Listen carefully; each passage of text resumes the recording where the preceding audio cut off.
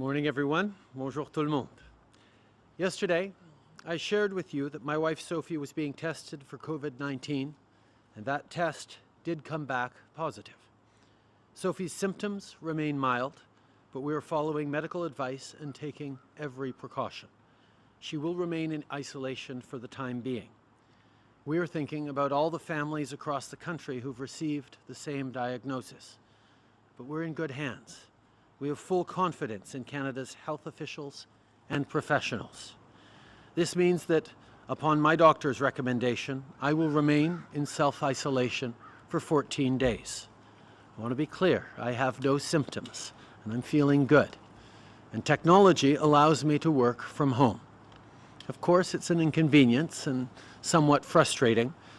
We are all social beings, after all. But we have to do this, because we have to protect our neighbors and our friends, especially our more vulnerable seniors and people with pre-existing conditions. We are following medical advice, as should all Canadians. And on that note, I want to thank all of Canada's health professionals and the Public Health Agency who are doing an incredible job supporting and looking after all of us. Hier, je vous ai informé que mon épouse Sophie avait subi un test pour la COVID-19 et le test s'est avéré positif. Les symptômes de Sophie demeurent faibles, mais on suit les recommandations du médecin et on prend toutes les précautions nécessaires. Elle demeurera donc en quarantaine pour une durée indéterminée. Nous pensons à toutes les familles d'un bout à l'autre du pays qui ont reçu le même diagnostic, mais nous sommes entre bonnes mains. Nous avons pleinement confiance dans les professionnels de la santé et les autorités de la santé publique du Canada. Ça veut dire que, suite à la recommandation de mon médecin, je suis en isolement pour 14 jours. Je veux être clair, je n'ai aucun symptôme, je me sens très bien, je travaille de la maison par précaution. De nos jours, la technologie nous permet de travailler à distance. C'est sûr que ce n'est pas idéal et c'est un peu frustrant. Nous sommes d'après tout tous des êtres sociaux. Mais c'est ce qu'on doit faire pour protéger nos voisins, nos amis, surtout les personnes âgées, les plus vulnérables et ceux qui souffrent de conditions de santé. Nous suivons l'avis des médecins comme tous les Canadiens devraient faire en ce moment. Je veux en profiter pour remercier tous les professionnels de la santé et l'Agence de santé publique qui font un travail exemplaire pour nous appuyer. Je veux maintenant vous faire part des démarches que le Canada entreprend pour assurer votre sécurité et protéger votre santé. Hier, je me suis entretenu avec plusieurs dirigeants internationaux, dont le président Trump des États-Unis, le premier ministre Johnson du Royaume-Uni et le premier ministre Conte de l'Italie. J'ai également participé à la rencontre du comité spécial du cabinet sur la COVID-19 et j'ai tenu une rencontre téléphonique avec le ministre des Finances sur la situation économique actuelle. J'ai aussi eu la chance de faire le point avec le président et chef de la direction de la Chambre de commerce du Canada et le président du Conseil du travail du Canada. Ce matin, j'ai participé à une rencontre du cabinet et j'ai parlé au président Macron de la France. Mes conversations se poursuivront dans les prochains jours. Plus tôt aujourd'hui, les ministres Blair, Hajdu et Garneau ont annoncé que le Canada recommande aux Canadiens d'éviter les voyages non essentiels à l'extérieur du pays. Nous avons également annoncé que la saison des croisières était suspendue jusqu'en juillet et que nous allons rehausser encore davantage les mesures de sécurité dans les aéroports. Nous rationalisons également les arrivées d'outre-mer afin d'être mieux en mesure de les contrôler. Earlier today, Ministers Blair, Hajdu and Garneau announced that Canada has advised Canadians to curtail non-essential international travel and that the cruise season is suspended until July and that we are bringing in additional screening measures at airports. We are also streamlining overseas arrivals to be better positioned for screening. Yesterday, we saw many provinces take strong steps to keep people safe. They are doing what needs to be done to protect the public, and I want to thank them for their exemplary work. Later today, I will have a call with the premiers and Indigenous leaders to discuss the latest developments and coordinate our efforts, including the over $1 billion COVID-19 response fund, which provides money to the provinces and territories to support preparation and mitigation. These are significant steps, and we will do more. The provinces and territories are facing various levels of risk, but we will make sure that we align our response across the country. Addressing COVID-19 must be a Team Canada effort. To keep Canadians safe, to mitigate the economic impacts of the virus, all levels of government are working together. We are talking regularly. We are coordinating our efforts. We're following the situation very closely, and we're pulling out all the stops. I know that you're worried. You're worried about your health, about your family's health, about your job, your savings, about paying rent, about the kids not being in school. I know that you're concerned about uncertainty in the global economy. The steps being taken to keep you safe have an economic impact. But what is also true is that we are in the enviable position of having significant fiscal firepower available to support you. This is in addition to the measures we've already taken. The Finance Minister is also in constant communication with his international counterparts to find ways to work together to mitigate the impacts of the virus on the global economy. He will have further announcements shortly this afternoon. The agreement we reached with other parties to suspend the House today also still gives us the flexibility to do the things we need to do in order to support Canadians. No one should have to worry about paying rent, buying groceries, or additional childcare because of COVID-19. We will help Canadians financially. The Government of Canada will be introducing a significant fiscal stimulus package in the days ahead. Le gouvernement du Canada annoncera des mesures de relance fiscale importantes au cours des prochains jours. Je sais que vous êtes nombreux à être inquiets. Inquiets pour votre santé et la santé de votre famille. On fait tout ce qu'on doit faire pour protéger notre économie et nous nous trouvons dans une position fiscale avantageuse. Tous les ordres de gouvernement travaillent ensemble pour freiner la propagation du virus. Les entreprises et les citoyens, comme vous, prennent des précautions. Nous avons ici au Canada des services et des professionnels de la santé incroyables qui font présentement un travail incroyable. Every order of government is working to stop the spread of the virus. Businesses and citizens are taking precautions. We have outstanding public health authorities who are doing an outstanding job. We will get through this together. Merci tout le monde. Bonjour, M. Trudeau. Louis Blouin de Radio-Canada. Vous avez évoqué des mesures pour limiter le nombre de voyageurs étrangers qui arrivent au Canada. Est-ce que vous pouvez être plus précis, s'il vous plaît? À quoi vous pensez? Est-ce que c'est limiter le nombre de vols? Est-ce que c'est cibler des pays en particulier? Il y a beaucoup de gens qui s'inquiètent peut-être que ça arrive comme ça d'un autre pays. Qu'est-ce que vous voulez faire précisément? On est en train de travailler sur les mesures précises, mais je peux vous dire qu'on va réduire le nombre d'aéroports qui acceptent des travailleurs outre-mer pour mieux procéder à l'évaluation et au processus qui vont s'assurer de la sécurité des Canadiens. On regarde aussi par rapport aux origines des vols et aux déplacements pour voir s'il y a d'autres étapes à prendre. Et on va continuer de travailler à tous les jours pour s'assurer que les Canadiens soient en sécurité. We are looking to reduce the number of airports that will accept travelers from overseas in order to be able to give the proper resources on all arrivals to ensure that we're doing everything we can to keep Canadians and Canada safe.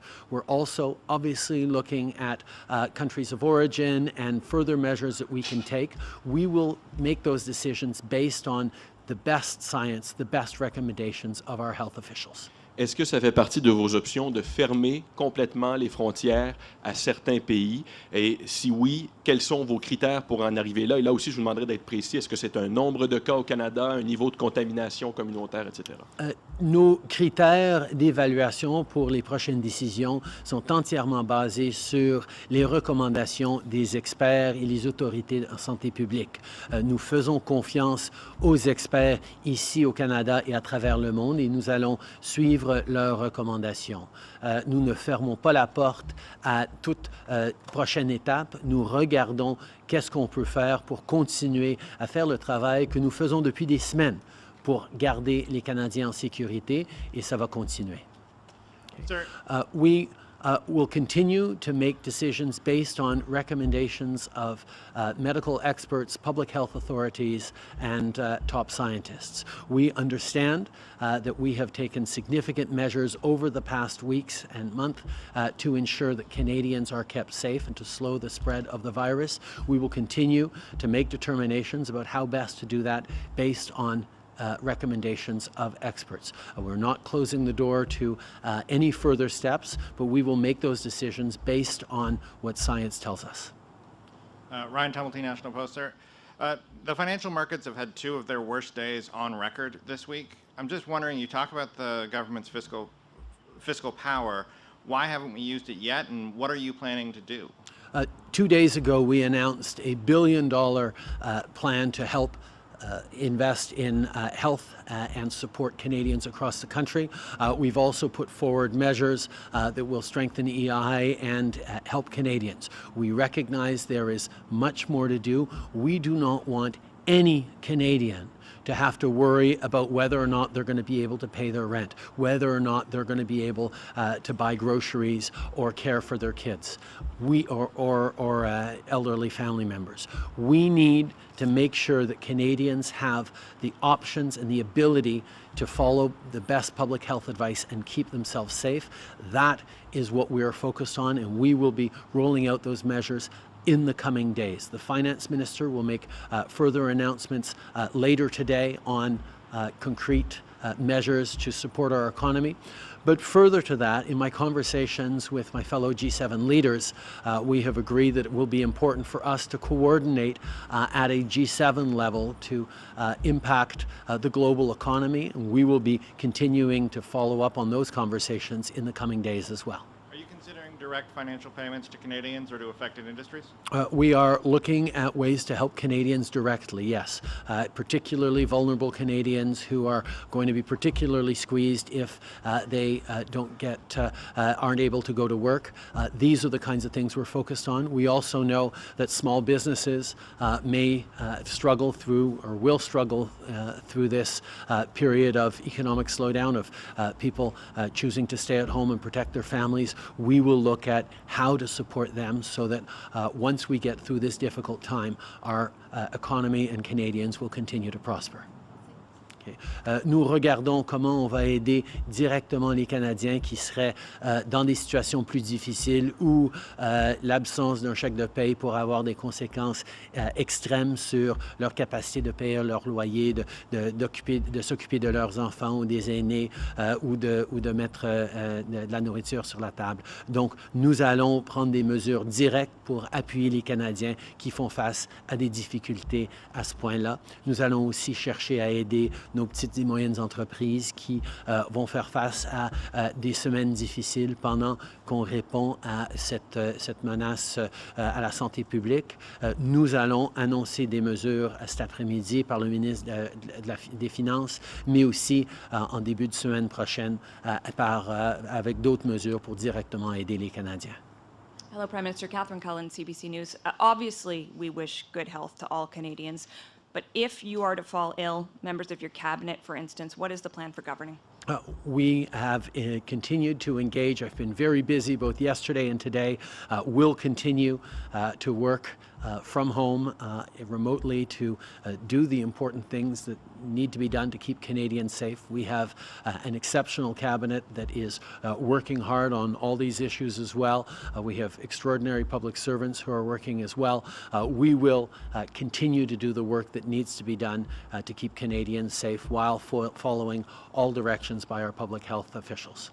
I don't think that indicates whether there's a contingency plan in place if you were to fall sick. I'm also curious why public health officials have told you you don't need to be tested. First of all, there have always been contingency plans for ministers who are sick or have, or even a prime minister who is fallen ill. We will continue to follow all those correct contingency plans. But as I said, for now, I am continuing to work extremely hard from home. In terms of advice I've gotten from medical professionals, it was explained to me that as long as I do not show any symptoms at all, there is no value in having me tested. Okay. Je suis les indications des experts en santé publique qui expliquent que tant et aussi longtemps que je n'aurai pas du tout de symptômes du coronavirus, ça ne sert à rien de me tester pour le coronavirus. Mais justement, là-dessus, il y a des Canadiens qui se posent peut-être la question. Vous êtes un homme en forme, on le sait, vous pourriez avoir la COVID-19, mais pas avoir de symptômes du tout.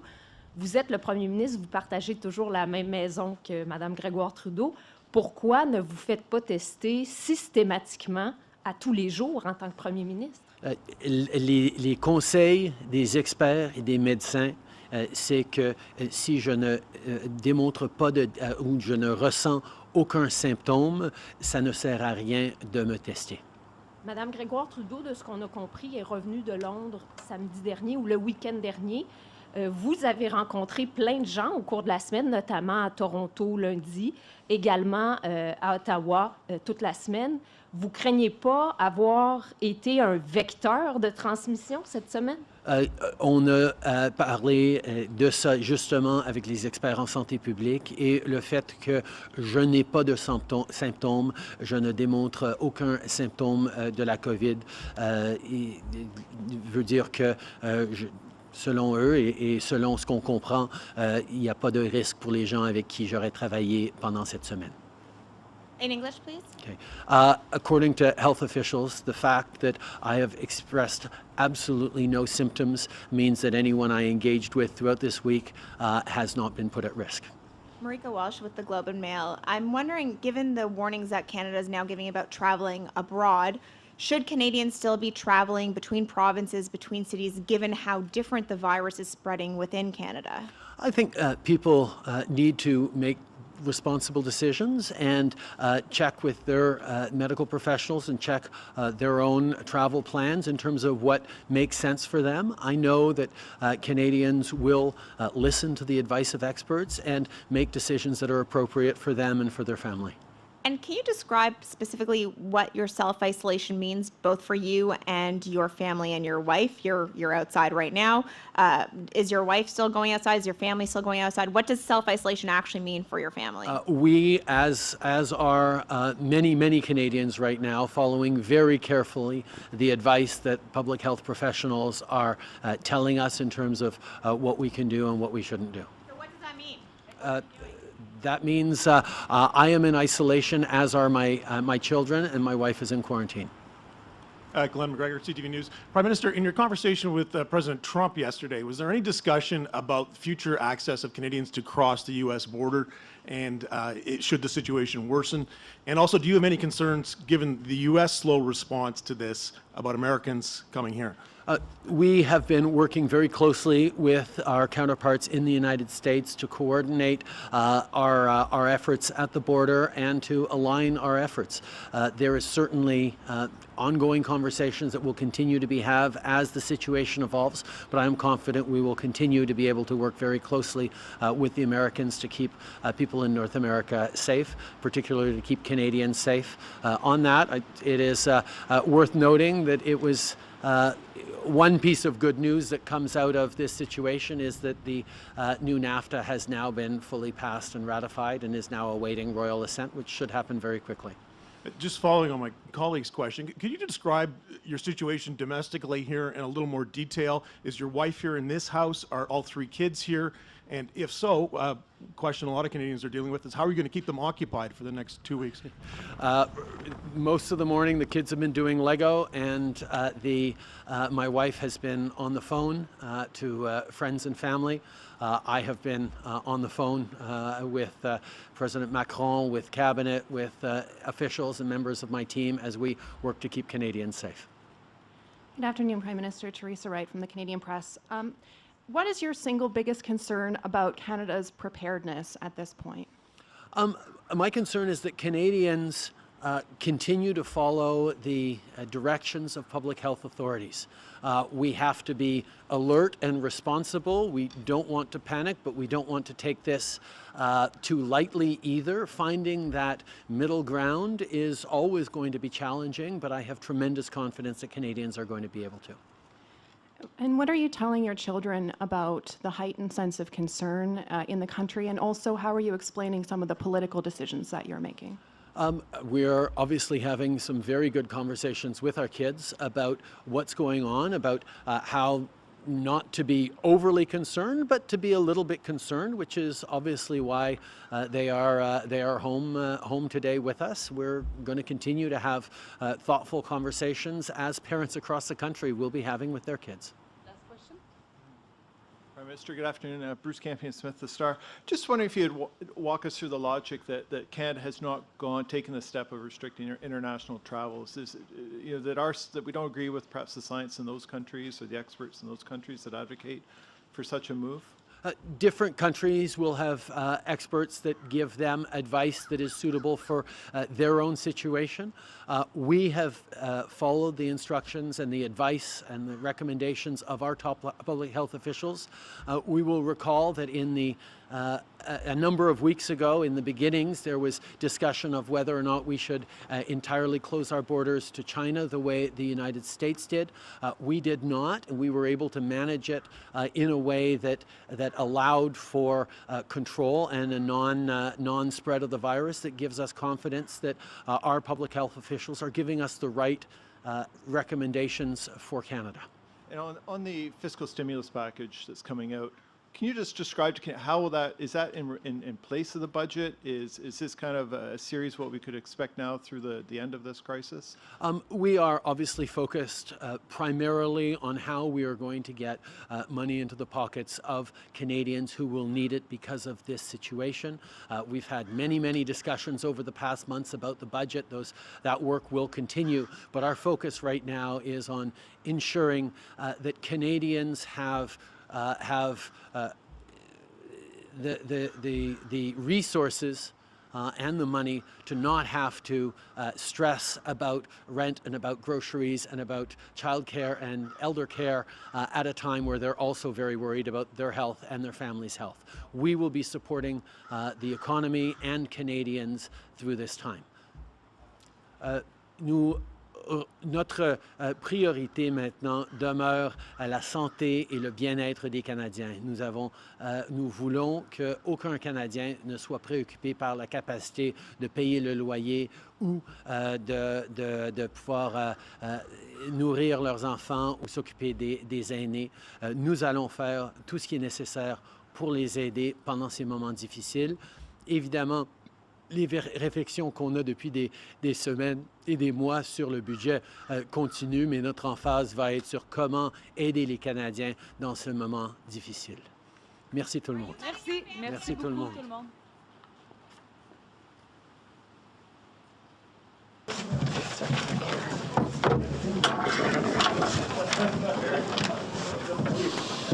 Is Mark here? Everybody here? Yes. Hello, welcome back to the National Press Theatre. I'm Christy Kirkup, and again, I will be moderating now the questions with the ministers. Thank you for coming back to take questions. I'll turn it over to Mia Rabson from the Canadian Press for the first question, followed by Lena Dibb with La Presse Canadienne. Hi, I'm just wondering if you can explain why it wasn't until today that you told Canadians not to travel outside of Canada. It was a recommendation made by other provinces earlier this week. It's been a concern that's been raised constantly that this disease is coming into this country from outside. Why did we not tell Canadians until today don't travel? Okay, so I'm going to also ask people, please, journalists, if you have a particular person you want to answer the question, please direct it that way. You have a lot of options. And that was public health advice that we heard from Dr. Tam. So I'm now going to turn to our public health advisors. I think I'll start, and I'll just turn it to Dr. New. This is, for us, a critical time of containment. Right now, as you know, we have had a very good, solid effort at containing the spread of the disease in Canada.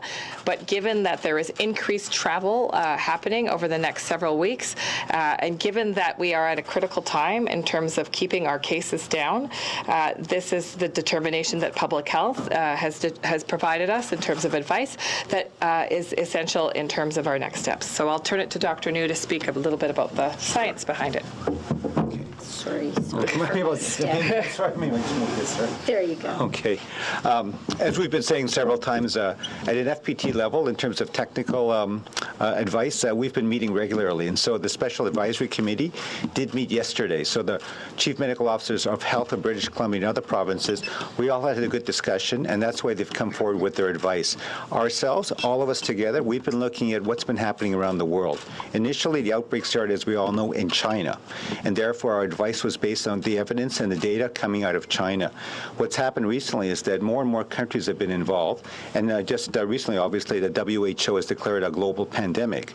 And because of the new information, plus also what's happening with cases in Canada, initially all of the cases were linked to travel from China, and then more recently from Iran and Egypt. But now cases are also being reported in Canada, having had travel to the United States and other countries in Europe. And that's why now we're at the point of changing our advice. Maybe you can stay at the mic because you might want to take this question as well. I've also heard concerns that we're taking all these precautions now. Schools are closed, people are staying home, all of these events are canceled for now, but that in 3 weeks or 4 weeks or whenever it is that we all emerge, that then we're just going to be back in the same problem that we've had now. Can you address why this taking these precautions now isn't just going to delay it for a month? You've actually just answered the question for us, because we all are trying to delay what we call the further sort of transmission and what we call the epidemic curve. You've heard this term a number of times, flattening the curve. And so what we're trying to do in Canada is by slowing the progression of the disease, you avoid having a sudden uptick or a spike of cases that would overload our hospital and healthcare system.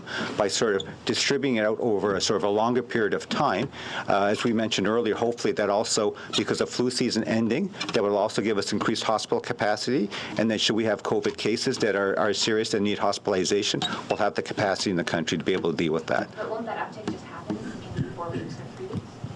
No, because right now the big thing that everyone is talking about is social distancing. That is the key measure, and that's something that everyone has a role to play in. To think that it's not just governments, not just the doctors, not just the healthcare system, public health. Every single Canadian has a role to play. If I could just add about flattening the curve, if you can flatten the curve, what that means is that people get sick at a slower rate. It obviously helps with the crunch in the emergency rooms of people who are severely ill. But what we also know about this illness, and I think it's important to remember, is that most Canadians will experience a mild to moderate version of this illness. So what we're trying to do by flattening the curve is actually protect the most vulnerable, so that the people that do end up the most ill can actually receive the services that they will need to continue breathing and to continue living in the hospital with the support of hospital services. So when we talk about flattening the curve, it's not because we're so worried that everybody will get so sick that they will not be able to function. What we're doing is we're saying, let us do this so that we can actually make that room in the hospital system so that we can protect those most vulnerable people who will need that care. Ma question est pour le ministre Garneau, s'il vous plaît. My question is for Minister Garneau, and it has to do with a possible restriction of foreign flights into Canada. When will you decide which airports overseas flights will have to land in? And if we look at what's happening in the U.S., where they closed their borders, will we be following suit? We are currently in discussion with our airports and airlines. There are a number of mechanisms that need to be set up, but we want to do this in a way that it can be set up as quickly as possible. I can't give you a specific time, but we are working to get this done as quickly as possible. So soon we should be able to announce which airports and when. And a question for you, or perhaps Ms. Freeland. Will that be enough for the Americans? We haven't heard any answer from you since last night. You know, the Americans said that they were closing their doors to European flights. Well, here in Canada, we make decisions based on evidence and science and based on what is the best for the safety of Canadians. These are measures that we believe will help because it will concentrate any travelers coming from overseas in a certain small number of airports where there will be sufficient resources to process those passengers. Yes, and when it comes to our relationship with the U.S., I want to be very, very clear. The leader of the U.S. makes decisions on behalf of Americans. Leaders in Canada make decisions for Canadians. Yesterday, many ministers here, as well as the Prime Minister, had very productive and constructive discussions with our American counterparts. The Prime Minister spoke to President Trump. I spoke to Secretary of State Mike Pompeo. Minister Blair spoke with his counterpart, Secretary Wolf. Vince Rigby spoke with the American National Security Council at the White House. And throughout all of these conversations, we underlined repeatedly that we have a very good and very important relationship with the U.S. I want to underline that our American counterparts were open to these discussions, and we did manage to have conversations with all of the most important decision makers. So we have a very open discussion that is ongoing with our important neighbors. And we all, including the Prime Minister, had a good conversation about the measures that we are taking in Canada to control the coronavirus. And we're doing good work here in Canada. I know that our American counterparts understand that. I also want to say that today we received some other important news, which is the ratification of the new NAFTA.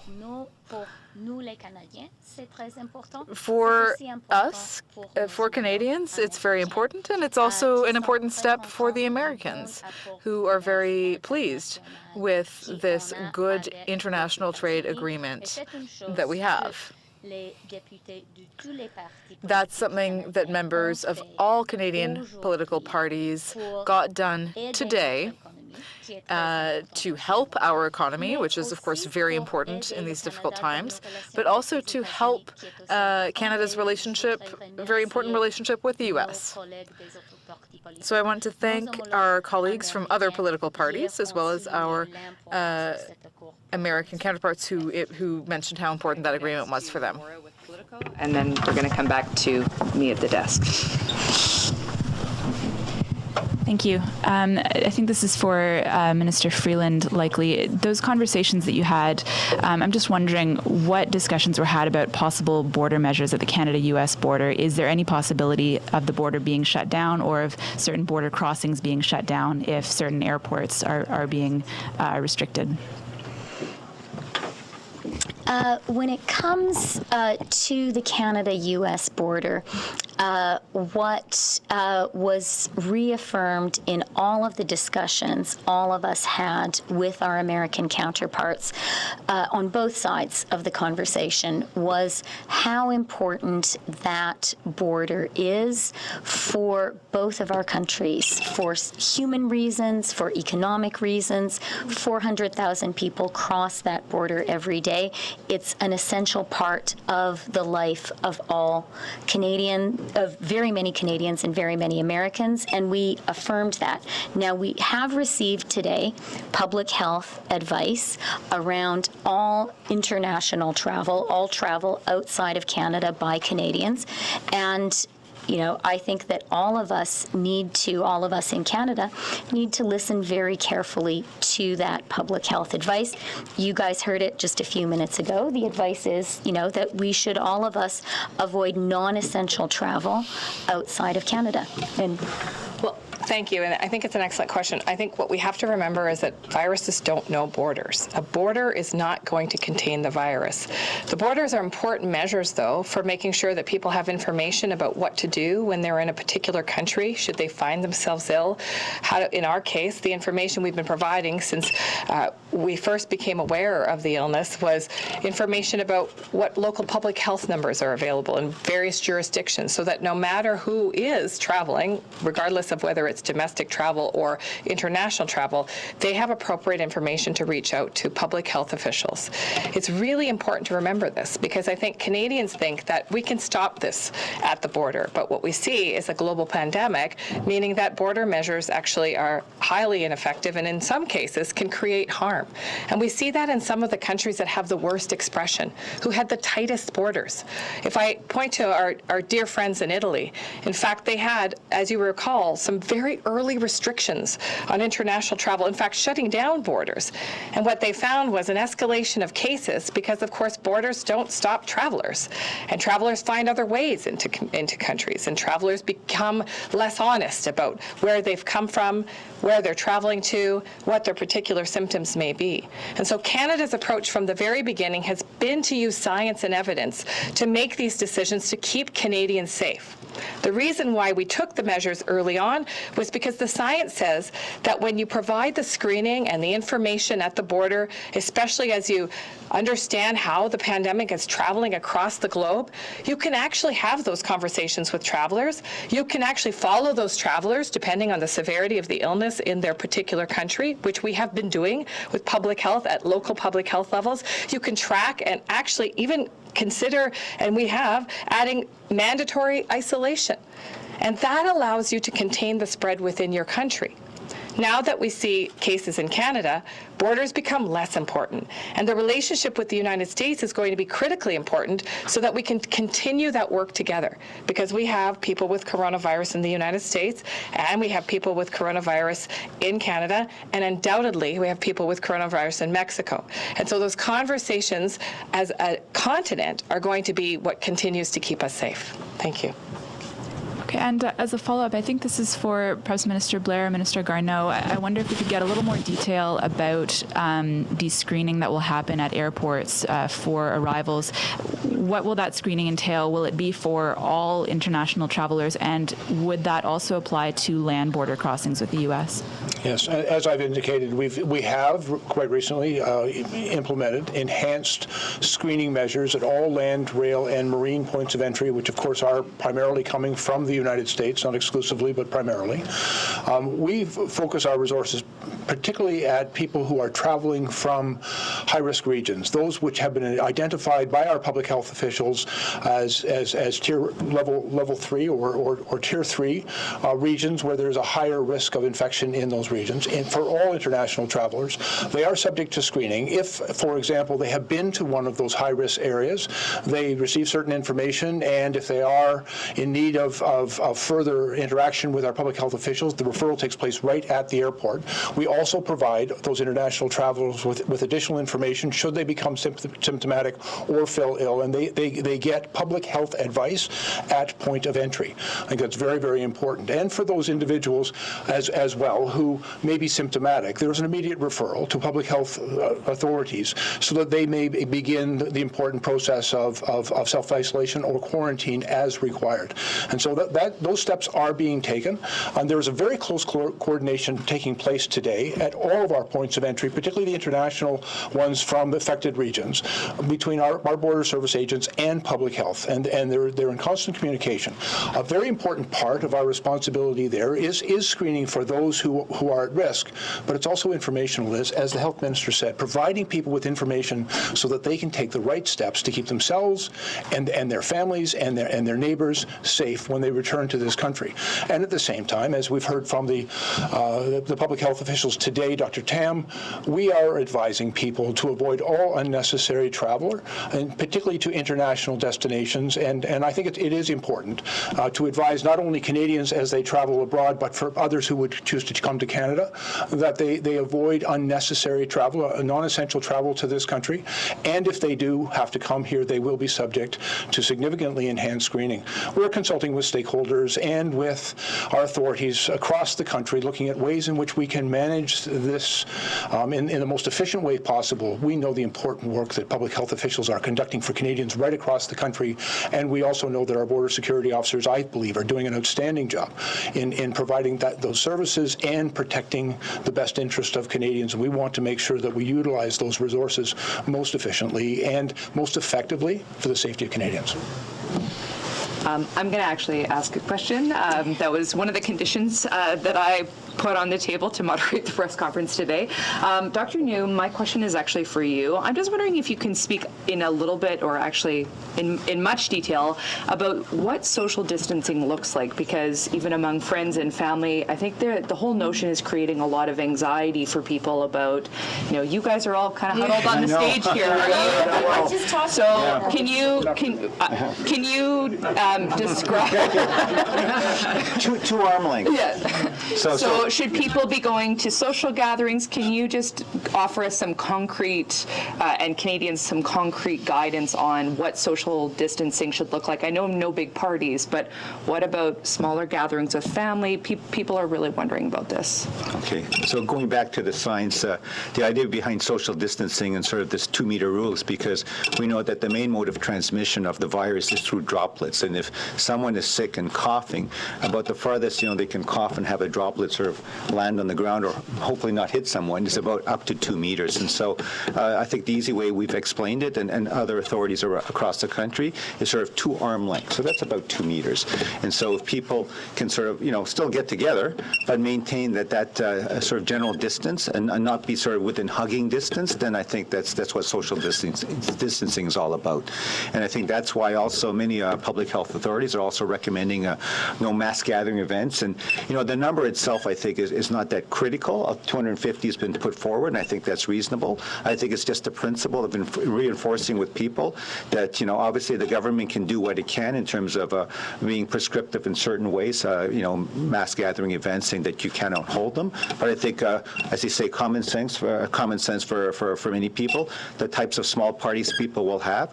If you just maintain that as sort of a general rule, and as we said before, maybe no handshakes or hugging or kissing, but maybe just the elbow bump, that I think would be a good way to go forward. And of course, as we said many times before, we can't repeat enough times, wash your hands frequently. If you do become ill, don't go to the party, stay at home, don't go to work, and good cough etiquette. So those things still stand. And I do have a kind of technical question, and I apologize. I know in public health you normally don't talk about individuals and have their names. Of course, in this case, we are talking about Sophie Gregoire Trudeau, because that's been made public that she's tested positive. Mm-hmm. She recently was traveling internationally. She had flown to London. She was with the Prime Minister's mother, Margaret Trudeau. Typically, Health Minister Haidu, in the past you've talked about public health working with the airlines and providing the manifest and contacting people who may have been around a passenger who was later identified to have COVID-19. again, sorry for the personal nature of this question because we know who it is, but is that work underway to try and let other passengers on the flight that she was on know that she indeed tested positive? And also if Margaret Trudeau is in self-isolation as well, if we know about that. So I think I'll say a few words and then I'll turn it over to Dr. New. But first of all, there is no evidence that someone needs to self-isolate if in fact they have been in contact with someone who is asymptomatic. And so it's important to remember that. That is why the Prime Minister has received that public health advice that he doesn't have to have a test. He is, of course, self-isolating out of a degree of precaution because he has had a close contact with someone who's positive. But should he remain asymptomatic for 14 days, then he will be considered to not have the COVID-19 disease.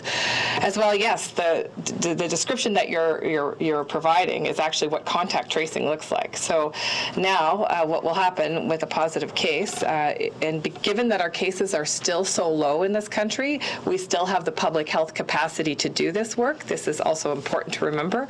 Now public health will do the contact tracing for Madame Gregoire Trudeau.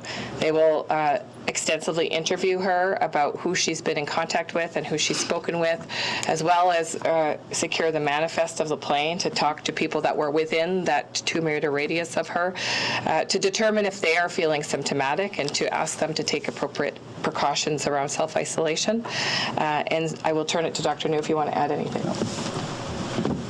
I think you said it very well, Minister. Obviously, I don't know the details. We're leaving that to local public health authorities to do that very detailed contact tracing, obviously starting with their interview with the Prime Minister's wife. And so the key point will be to determine who she's been in contact with after she began symptoms.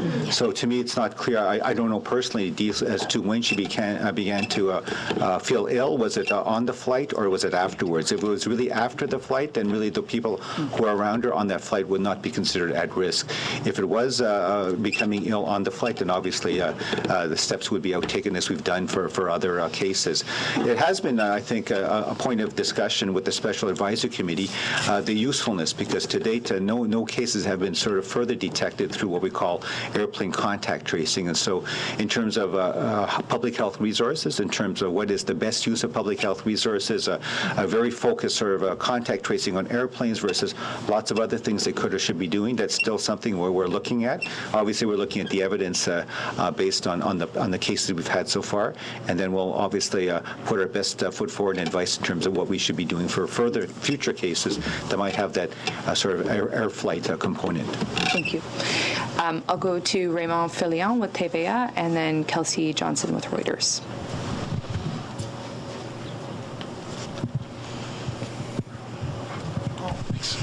Oui, question peut-être pour M. Garneau. Le Premier ministre du Québec, Question for M. Mr. Legault, Garneau. aujourd'hui, Premier demande au Legault fédéral in de Quebec limiter l'entrée des is visiteurs au asking the Canada. federal government to Je peux comprendre limit que ce n'est pas dans vos plans foreign à ce entries into moment-ci. Canada, foreign visitors to Nous sommes Canada. continuellement en train Is that part of your d'évaluer plan? la situation avec, comme, We are notre constantly monitoring the priorité situation. principale, la santé, le Our bien-être priority des is the health and Canadiens. well-being Alors, of tout ce qui est Canadians. sur la table en ce So moment, everything is à on the mesure que table cette at any given situation time. évolue, et, on We en know that the parle situation is continuellement, evolving et si and on décide à un discussions moment are donné ongoing. de prendre des If at a mesures certain point we additionnelles, decide to take bien additional sûr, on measures, l'annoncera, mais of c'est course we quelque will chose announce qui, them. pourrait, mais n'est pas nécessairement dans nos plans, mais But, on that's something that could happen, but it's not necessarily in our plans. I'll just say we're monitoring the Pourquoi ce n'est situation. pas dans vos plans à ce moment-ci? Why is it not part of your C'est plans now? parce que, comme on le dit depuis le début, Well, as nous we've said from the sommes très beginning, bien encadrés par un service we de la are santé qui a being une very well expertise advised et by qui examine health la experts, situation au nom de and tous les we know citoyens de that notre they are pays. monitoring Et the on est situation on guidés behalf of par all ce qu'ils Canadians. nous disent So à we mesure are qu'on avance. being guided Et ça by ne veut what pas they dire tell que, us. on ne That doesn't n'examine mean pas that d'autres we're nouvelles not possibilités looking à at mesure que la other situation évolue. options. Et, on verra, And dans les jours we'll à just venir. have to Pour see le in the moment, coming days ce what que nous avons happens. annoncé sont But des politiques for the qui, pour nous, moment, sont nécessaires. what we've announced are just the measures that we believe to be necessary at this time. Peut-être je peux ajouter quelques mots. Je peux pas commenter Perhaps I can ce just add a que few Premier words. Legault a dit, I mais, can't comment on what à Premier l'échelle Legault technique, said, moi, je travaille but étroitement aussi avec nos homologues I des work very provinces et closely with territoires, our comprenant provincial ce and Dr. territorial le médecin hygiéniste en chef du counterparts, Québec. Et on including the discute, Chief Medical c'est quoi Officer les of mesures, Quebec. vraiment ciblées sur la santé publique. And we've looked at, what the best targeted measures are. As we've said before, borders don't stop viruses. You could have asymptomatic people crossing the border and then develop symptoms only after they've entered the country. So it's more important to have a well-managed public health system that is able to identify and isolate cases quickly. And so far what we've seen that our system in Canada has been able to do that. And we also need Canadians to be aware of the situation. So if they go abroad and come back, they need to be able to self-monitor. That's very important that they do that for the 14 days after they return to Canada, and then they need to contact local authorities if they do feel sick. Thank you. My question's actually for you. So, have any labs that are not directly owned by a government sought approval for their laboratory-developed tests? And also, when might Health Canada be able to approve the first test kits as medical devices? That we'll have to get back to you. I'm not a laboratory expert. What I can say is that for lab testing in Canada, as we all know, the initial test was first done by our National Microbiology Laboratory in Canada. They had the sort of first validated assay. And over time, certainly the goal is to basically be able to expand and offer lab testing throughout the country. And so by experience, one by one, that the provinces, I think first British Columbia and Ontario, because of their experience, have what we now call a validated assay. So that's at the provincial level. And now Alberta has joined them, and Quebec as well. And so in terms of other laboratories, certainly they can use certain testing methodologies, obviously approved by Health Canada, our colleagues who regulate this. But in terms of the final confirmation, it still has to be done by one of the laboratories that has what we call a validated assay. So at this point, it is the laboratories in Quebec, British Columbia, Alberta, and Ontario. On health kits? Thank you that we have to wrap this up. Sorry, I have to. I don't someone think has to go for the Yes. call with the premier. I'm just on the health kits part. Is Health Canada, do you know when we might be approving the first test kits as medical devices? I can't speak to that. I'm not with Health Canada. I'm with the Public Health Agency of Canada. Certainly, we can get back to you with further information in terms of test kits that you said that might be submitted for approval. And then just as my follow-up, it's not clear to me right now, does Canada consider the United States as a high-risk country for transmission of COVID-19? I can take that. We are considering all travel outside of Canada to be considered high risk for Canadians right now for two reasons. One, the spread of the illness is quite extensive around the globe. There are countries that are testing extensively and have an understanding of their spread. There are countries that don't have the capacity, as I said in the early days, to survey their population or test for the illness. The second reason that it's high risk to travel outside of Canada right now is because we don't know what is happening in terms of other people's measures.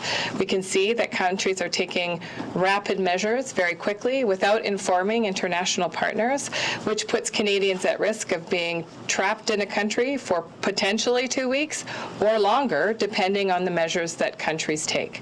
And so, out of an abundance of caution, as we've said before, it is best if Canadians stay home.